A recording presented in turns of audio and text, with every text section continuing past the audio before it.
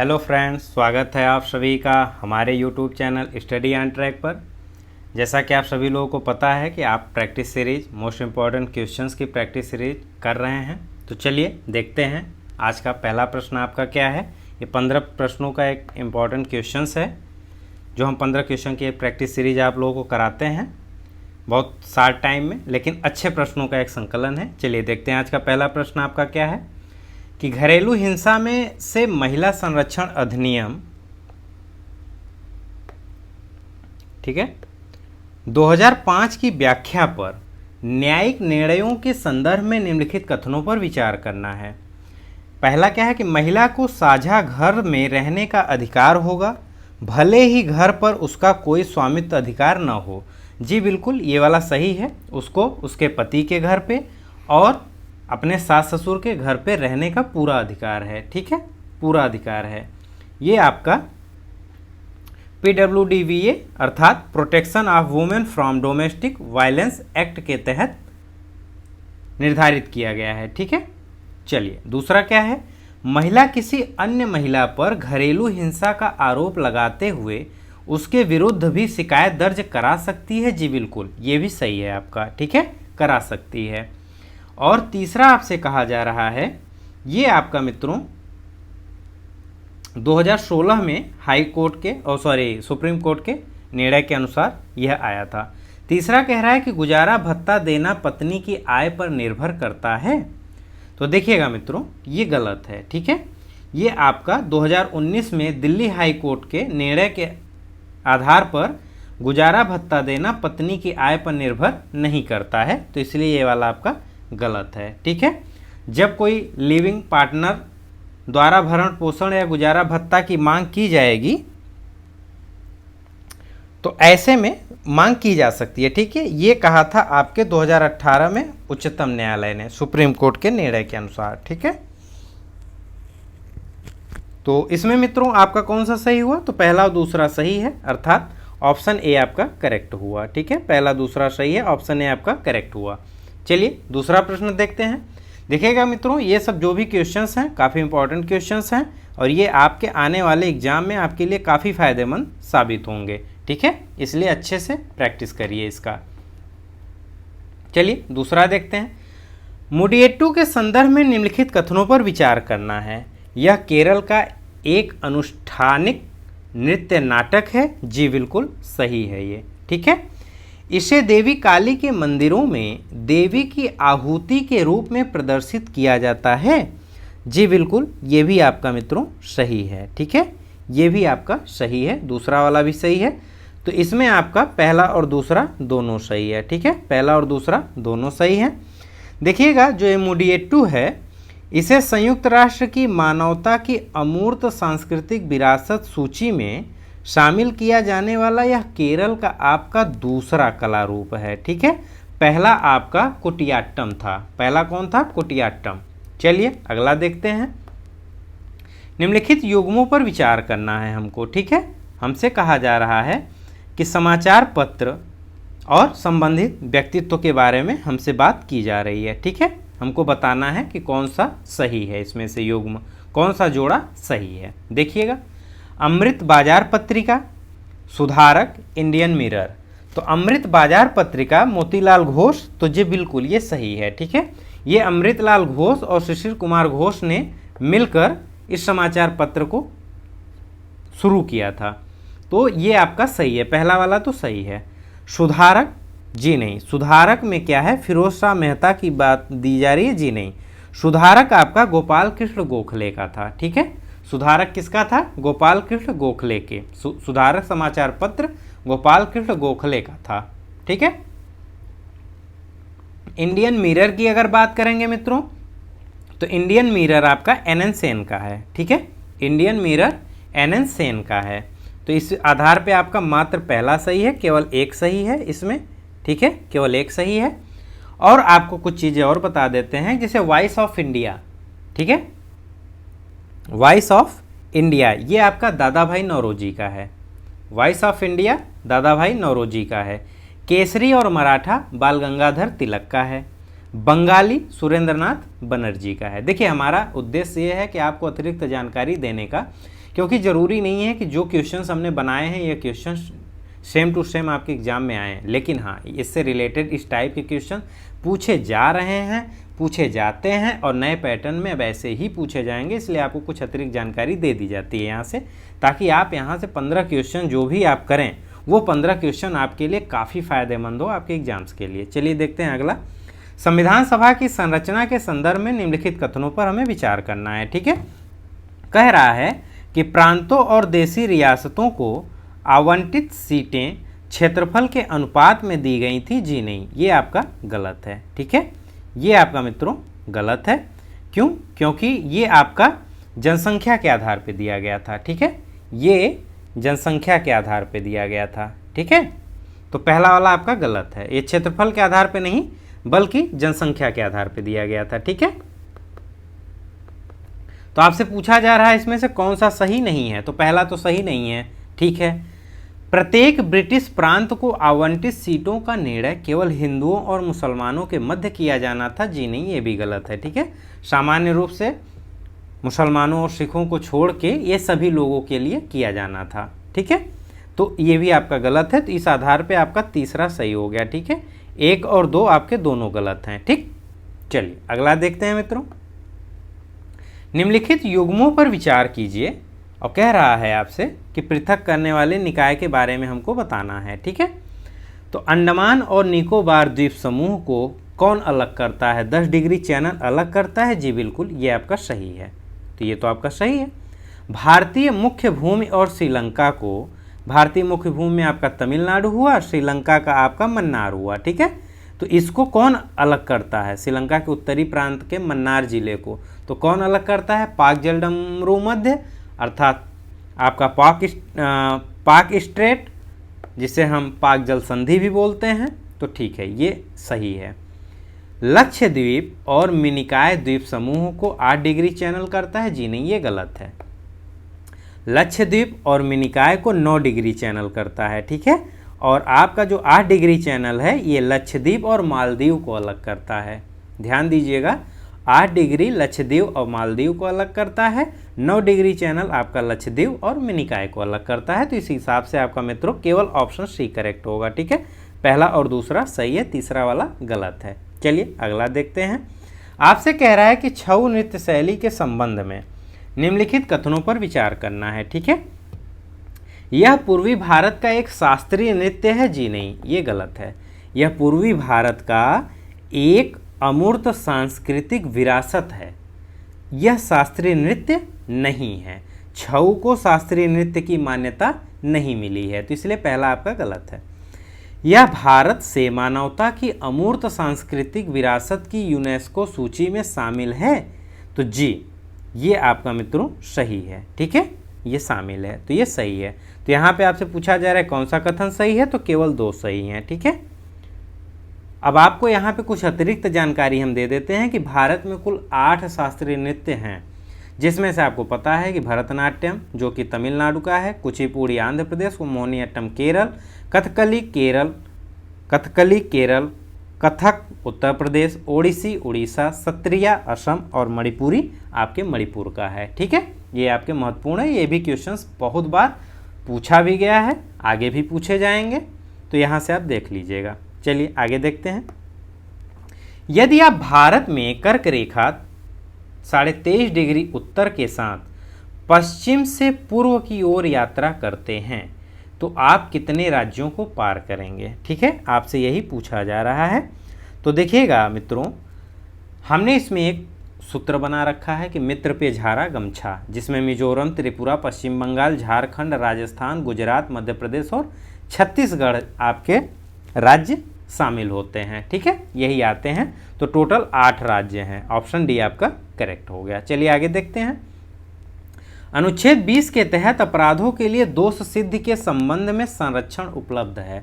दोष सिद्धि के संबंध में संरक्षण उपलब्ध है। आर्टिकल 20 की बात की जा रही है। एक नागरिक को, जी बिल्कुल सही है। एक नागरिक को किया जाता है, जी बिल्कुल सही है।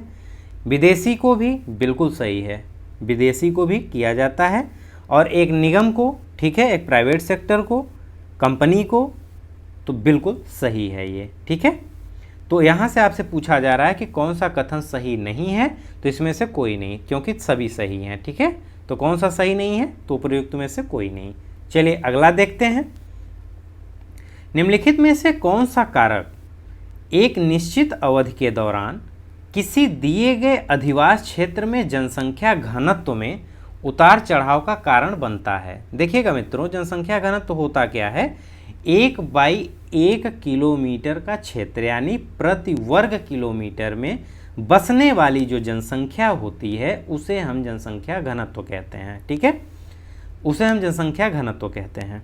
अब देखिएगा, जैसे मान लिया कि 1/1 की जनसंख्या है जिसमें कि 800 लोग हैं, प्रति हजार के हिसाब से हम देखते हैं 800 लोग हैं, तो यहाँ जनसंख्या घनत्व तो 800 का हो गया। चलिए आगे देखते हैं कि क्या जन्मदर जो है, पहला वाला जन्मदर है, वो जनसंख्या घनत्व को बढ़ाएगा? जी बिल्कुल बढ़ाएगा, क्योंकि जन्मदर अगर इस क्षेत्र में अगर जन्मदर बढ़ता है तो अर्थात यहाँ की जनसंख्या बढ़ेगी, यहाँ की जनसंख्या बढ़ेगी तो यहाँ का जनघनत्व बढ़ेगा, तो ये सही है। मृत्यु दर से क्या इसमें परिवर्तन आएगा, उतार चढ़ाव होगा? जी बिल्कुल होगा। मृत्यु दर जब अगर मृत्यु दर मान लीजिए बढ़ गई तो मरने वालों की संख्या ज़्यादा हो गई तो बिल्कुल यहाँ की जनसंख्या कम हो जाएगी, जनसंख्या घनत्व तो कम हो जाएगा। आप्रवासन अर्थात कहीं से आके बसने वाले, जैसे हम लोग हैं, कहीं से भी किसी भी ज़िले से हैं, किसी भी राज्य से हैं, प्रयागराज में कोई दिल्ली में, कोई पटना में, लखनऊ में, कानपुर में, अन्यत्र जगहों पे जाके, राजस्थान में आप जाके पढ़ाई करते हैं, तो जब आप जिस राज्य में जाते हैं, जिस ज़िले में जाते हैं, तो वहाँ की आप जनसंख्या को बढ़ा देते हैं, तो वहाँ की जनसंख्या में वृद्धि हो गई। ठीक है, वहाँ की जनसंख्या में वृद्धि हो गई, आप्रवासन हुआ, अर्थात ये भी प्रभाव करेगा। उत्प्रवासन, जब हम जहाँ से आए हुए हैं, हम जिस ज़िले से आए हुए हैं, ठीक है, जिस स्थान से आए हुए हैं, तो वहाँ की जनसंख्या कम हो गई, क्योंकि वहाँ से हम छोड़ के चले आए, तो वहाँ पे जनसंख्या कम होने से जनसंख्या घनत्व में प्रभाव पड़ेगा। ठीक है, तो यहाँ पे आपके मित्रों चारों ऑप्शन सही हैं, ऑप्शन डी आपका करेक्ट है। चलिए अगला देखते हैं। यदि हम राजकोषीय घाटे में से ब्याज भुगतान घटाते हैं तो हमें प्राप्त होता है, हमें क्या प्राप्त होता है? तो पहली चीज़ जान लीजिएगा कि राजकोषीय घाटा क्या होता है। ठीक है, तो राजकोषीय घाटा होता है सरकार का कुल व्यय माइनस ऋण ग्रहण। ठीक है, ऋण ग्रहण को छोड़कर कुल प्राप्तियां, ऋण ग्रहण को छोड़कर कुल प्राप्तियां। ठीक है, बराबर क्या होता है आपका राजकोषीय घाटा। और आपसे पूछ रहा है कि राजकोषीय घाटा में से अगर ब्याज भुगतान को घटा दें तो क्या होगा, तो ये होता है मित्रों आपका प्राथमिक घाटा। ठीक है, प्राथमिक घाटा बराबर होता है राजकोषीय घाटा। ठीक है, राजकोषीय घाटा माइनस ब्याज भुगतान। ठीक है, चलिए अगला देखते हैं। आपसे कह रहा है कि नदी प्रणालियों के संदर्भ में पायरेटिंग स्ट्रीम का अर्थ क्या है। ठीक है, यही पूछा जा रहा है। तो देखिएगा मित्रों, पायरेटिंग का अर्थ होता है कि जैसे आपने सुना होगा कि ये पायरेटेड मूवी है। ठीक है, पायरेटेड मूवी है, पायरेटेड सीडी है। पायरेटेड का अर्थ होता है कि किसी का स्थान ले लेना। तो जब कोई नदी किसी अपने मार्ग से बह रही थी, ऐसे में कोई बगल वाली नदी वो अपना स्थान चेंज करके, अपना मार्ग चेंज करके, अपना मार्ग बदल कर पहली वाली नदी के मार्ग पर आके बहने लगती है, तो ऐसे में जिस नदी पर कब्जा होता है, ठीक है, जिस नदी पर अपहृत किया जाता है उसे हम पायरेटेड कहते हैं। जो नदी करती है, जो नदी उसे कब्जा करती है, अपहरण करती है, उसे हम अपहरण करती नदी कहते हैं, पायरेटिंग स्ट्रीम कहते हैं। ठीक है, तो आप यहाँ पे देख लीजिए कि कौन सा है इसमें से, एक नदी जिसने दूसरी नदी के मार्ग का अपहरण कर लिया है, इसी को हम पायरेटिंग स्ट्रीम बोलते हैं। ठीक है, चलिए अगला देखते हैं मित्रों। निम्नलिखित में से कौन सी घटनाएं वारेन हेस्टिंग्स के कार्यकाल के दौरान घटित हुई थी, यही आपसे पूछा जा रहा है। ठीक है, तो देखिएगा श्रीरंगपट्टनम की संधि की बात की जा रही है, तो देखिएगा ये नहीं है। ठीक है, ये आपका गलत है, क्योंकि श्रीरंगपट्टनम की जो संधि हुई थी मित्रों, ये आपका 18 मार्च 1792 को हुआ था, जिसमें आपका तृतीय आंग्ल मैसूर युद्ध समाप्त हुआ था। ठीक है, तृतीय आंग्ल मैसूर युद्ध आपका इसी समय समाप्त हुआ था। तो ये इससे संबंधित नहीं है, क्योंकि हाँ, आपको पहले ये बता देते हैं कि वारेन हेस्टिंग्स का कार्यकाल कब से कब तक था, तो आप चीज़ों को आसानी से समझ सकते हैं। इसका 1772 ईस्वी से लेकर 1785 ईस्वी तक, ठीक है, 1772 से 1785 ईस्वी तक वारेन हेस्टिंग्स का कार्यकाल था। तो आप देखिए कि श्रीरंगपट्टनम की संधि वारेन हेस्टिंग्स के कार्यकाल के बाहर हुआ है। ठीक है, तो ये तो हुआ नहीं। चलिए, पहला वाला तो नहीं हुआ मित्रों।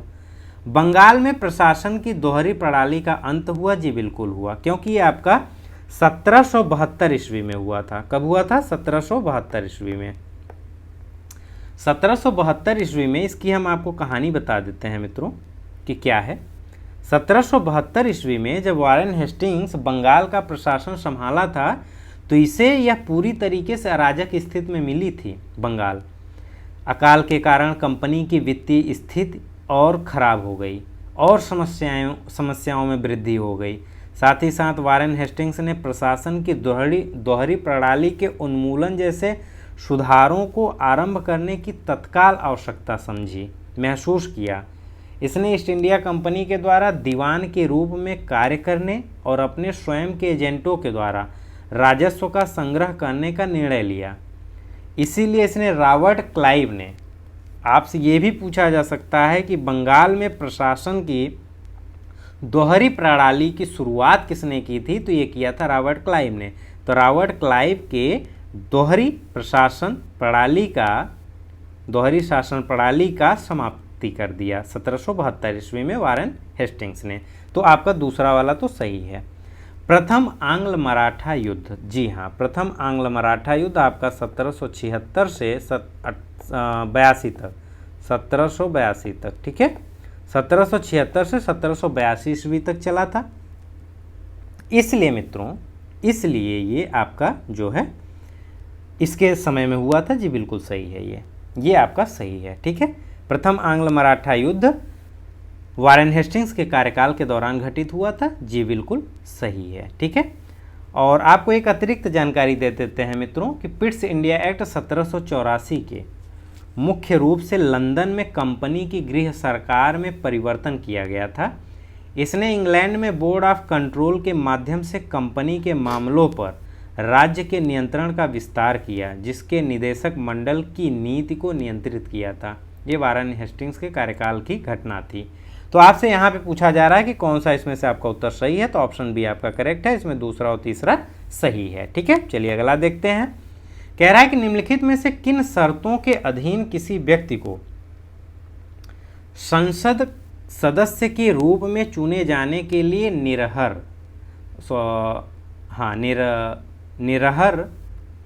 निरर्ह या अयोग्य घोषित किया जा सकता है। ठीक है, तो मित्रों इसको ध्यान से देखिएगा। ये कह रहा है कि संसद के सदस्य चुने जाने के लिए अयोग्य घोषित किया जाना। ठीक है, तो लाभ का पद धारण करना, जी बिल्कुल। अगर आप किसी भी, ये आर्टिकल 102 में आपके आर्टिकल 102, ठीक है, के अनुसार कोई व्यक्ति संसद सदस्य में चुने जाने के लिए अयोग्य घोषित किया जाएगा। कब, किन किन स्थितियों में? यदि वह भारत सरकार या किसी राज्य के अधीन कोई लाभ का पद धारण करता है, संसद द्वारा तय कोई भी पद या मंत्री पद को छोड़कर। तो इसलिए पहला वाला आपका सही है। कहता है कि यदि वह दिवालिया घोषित किया जाता है, तो आपका दूसरा वाला भी सही है। फिर संविधान के अनुसार किसी व्यक्ति को संसद की सदस्यता के लिए अयोग्य ठहराया जा सकता है अगर उसने 10वीं सूची के उपबंधों के अनुसार दल बदल या दल परिवर्तन का दोषी पाया गया हो। अर्थात आपका तीसरा वाला भी सही है। और इसमें क्या क्या पॉइंट्स हो सकते हैं? यदि वह विकृत चित्त का और न्यायालय ने ऐसी घोषणा की हो कि यह मानसिक विकृत है, तब भी उसे अयोग्य घोषित कर दिया जाएगा। यदि वह भारत का नागरिक नहीं है या उसने स्वेच्छा से किसी दूसरे देश की नागरिकता ले ली है, भारत की नागरिकता छोड़ दी है, ऐसी स्थिति में भी उसे अयोग्य घोषित कर दिया जाएगा। यदि वह संसद द्वारा बनाई गई किसी विधि द्वारा निरर्हित कर दिया गया है तब भी उसे अयोग्य घोषित किया जाएगा। ठीक है, तो यहाँ पे मित्रों आपसे पूछा जा रहा है कि कौन सा कथन सही है, तो ऑप्शन डी आपका करेक्ट होगा। पहला, दूसरा और तीसरा तीनों सही है। निम्नलिखित नेताओं में से कौन से वर्ष 1942 में भारत छोड़ो आंदोलन के दौरान भूमिगत गतिविधियों के चरण से संबंधित थे, यही आपसे पूछा जा रहा है। तो देखिएगा मित्रों, जब भारत छोड़ो आंदोलन चल रहा था तो उसके दौरान अधिकांश शीर्ष नेताओं को अंग्रेजों ने जेल भेज दिया था। इसी के कारण अनेक राष्ट्रवादी भूमिगत हो गए थे और विध्वंसक गतिविधियों में संलग्न हो गए थे। ठीक है, तो इन भूमिगत गतिविधियों का संचालन करने वाले मुख्य व्यक्तित्वों की बात कर रहा है। तो इसमें राम मनोहर लोहिया, जयप्रकाश नारायण, अरुणा आशरफ अली, उषा मेहता, चारों लोग थे। बाकी इसमें और भी मुख्य लोग थे जिसके बारे में हम आपको बता दे रहे हैं, क्योंकि ज़रूरी नहीं है कि यही चारों ही आपसे पूछे जाएं। हो सकता है आपसे पूछ लिया जाए क्या बीजू पटनायक थे? जी बिल्कुल थे। छोटू भाई पौराणिक थे? बिल्कुल थे। अच्युत पटवर्धन भी थे। सुचेता कृपलानी जी थी। आरपी गोयनका जी थे। ठीक है, उषा मेहता ने इसी दौरान भूमिगत रेडियो, बॉम्बे में भूमिगत रेडियो की स्थापना की थी। ठीक है, आरंभ किया था इन्होंने भूमिगत रेडियो बॉम्बे में। को किसने किया था? उषा मेहता ने किया था। ठीक है, तो यहाँ से आपका मित्रों ऑप्शन डी करेक्ट है। पहला, दूसरा, तीसरा, चौथा आपका सभी सही है। चलिए आज का अंतिम प्रश्न देखते हैं क्या है। आपसे कह रहा है निम्नलिखित में से कौन सा प्रीबायोटिक को सर्वश्रेष्ठ रूप से परिभाषित करता है। ठीक है, तो इसमें क्या होगा? ऐसी खाद्य सामग्री जो आंत में लाभप्रद जीवाणुओं के विकास को प्रोत्साहित करती है या जीवाणु संक्रमण के उपचार और रोकथाम में उपयोग की जाने वाली एक प्रकार की सूक्ष्मजीव प्रतिरोधी औषधि है या सूक्ष्मजीव विकास द्वारा अपघटन को रोकने के लिए खाद्य उत्पादों में परिरक्षकों का संयोजन है या ऐसे टीके जो प्रतिरक्षी के उत्पादन को प्रोत्साहित करने तथा एक या विभिन्न बीमारियों के विरुद्ध प्रतिरक्षा प्रदान करने हेतु उपयोग किए जाते हैं। तो देखिएगा मित्रों, यहाँ पे आपका पहला वाला ऑप्शन करेक्ट है। ठीक है, पहला वाला ऑप्शन आपका करेक्ट है। ऐसी खाद्य सामग्री जो आंत में लाभप्रद जीवाणुओं के विकास को प्रोत्साहित करती हैं उसे हम प्रीबायोटिक कहते हैं। ठीक है, प्रीबायोटिक एक गैर पाचन योग्य पदार्थ होते हैं जो रेशेदार खाद्य पदार्थों में पाए जाते हैं। इसी के साथ आपको एक अतिरिक्त जानकारी दे देते हैं प्रोबायोटिक के बारे में। ठीक है, तो जो प्रोबायोटिक जीवाणु होते हैं वो जीवाणुओं के लिए, प्रोबायोटिक जो होते हैं वो जीवाणुओं के लिए भोजन के रूप में कार्य करते हैं और बड़ी आंत में उनके विकास को प्रोत्साहित करते हैं। जब प्रीबायोटिक छोटी आंत से गुजरती है तब उनका केवल आंशिक पाचन होता है, इसलिए एक बार जब वे बृहदांत लार्ज इंटेस्टाइन में पहुंच जाते हैं तो वहाँ के जीवाणुओं द्वारा किण्वित होने में सक्षम होते हैं। ठीक है, तो ये रहा मित्रों आज का आपका 15 प्रश्नों का एक सीरीज। उम्मीद करते हैं आपको प्रश्नों की श्रृंखला पसंद आई होगी, प्रश्न आपको पसंद आए होंगे, विश्लेषण भी आपको पसंद आया होगा। तो जो मित्र हमारे चैनल पर भी पहली बार विजिट किए हैं हमारे चैनल को लाइक करें, सब्सक्राइब कर लें, साथ ही साथ ज़्यादा से ज़्यादा अपने फ्रेंड्स के साथ शेयर करें ताकि ज़्यादा से ज़्यादा लोगों को इसका लाभ प्राप्त हो सके। और हाँ, आप लोग ये कदाप भी ना सोचिएगा कि प्रश्नों का लेवल आपके हिसाब से नहीं है, क्योंकि देखिए ये हमने ऑल कॉम्पिटिटिव एग्ज़ाम के उद्देश्य से बनाया है जिसमें आपके सारे स्टेट के PCS एग्ज़ाम होंगे, RO के लिए होगा, SSC CGL के लिए होगा, SSC के एग्ज़ाम्स के लिए हैं, किसी राज्य की ग्रुप C के एग्ज़ाम्स के लिए हैं। क्योंकि आपके पास ग्रुप C वालों के, SSC वालों के पास इस पैटर्न पे एग्ज़ाम तो नहीं आएगा, ये तो सत्य है, लेकिन क्वेश्चंस यही रहेंगे, यहीं से पूछा जाएगा। क्योंकि आप बदलते हुए पैटर्न को ध्यान से देखिए तो आपको खुद एहसास होगा कि बदलता हुआ पैटर्न, जिस तरीके के GS के प्रश्न पूछे जा रहे हैं, यही नहीं समझ में आता है कि ये पूछे कहाँ से जा रहे हैं। ठीक है, क्योंकि अब वन लाइनर और रटी रटाई चीज़ें डायरेक्ट आपसे नहीं पूछी जा रही हैं। तो इसलिए कोशिश करिए कि अच्छे से प्रैक्टिस करिए और ये आपके लिए लाभप्रद साबित होगा, ऐसी हम उम्मीद करते हैं। तो ठीक है मित्रों, फिर अगले वीडियो में आपसे फिर मुलाकात होगी। Okay, thank you.